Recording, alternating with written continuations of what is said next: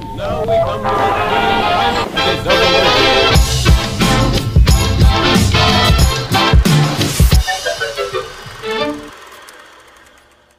Luto tayo ng kinamatisan na isdang haba.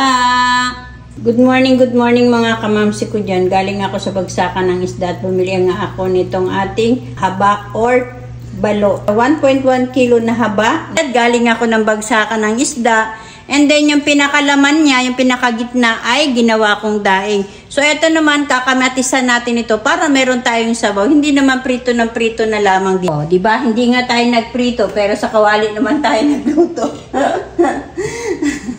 Ganun lang yun mga kamamsi. So ilagay na natin yung ating ginger. Maliit lang yan na ginger. Isang sibuyas. Isang pirasong tanlad from my garden. Isang bell pepper, siling haba, pipigain ko yung kamatis. Yan. Para makuha natin yung pinakasabaw niya.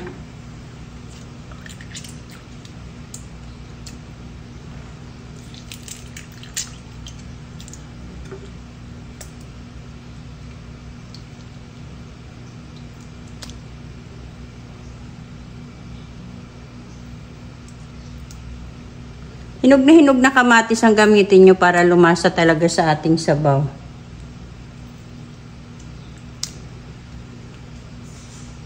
Saka natin takpan at hintayin natin siyang kumulo na kumulo.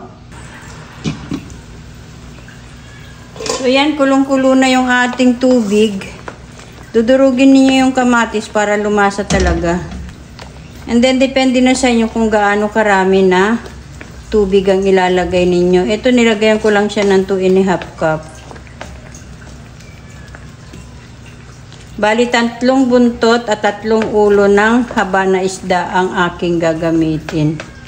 So ayan, durog na yung ating kamatis. Paalagay na natin yung ating 6 na piraso na isda. Masarap po ito na sinabawan mga kamamsi, yung kinamatisan baga. Ganito lang, simple lang na luto. So, makasabaw na kayo.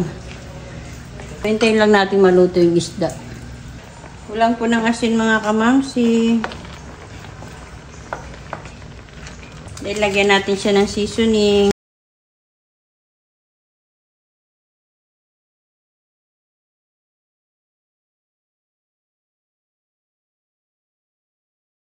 Then, takpan po natin.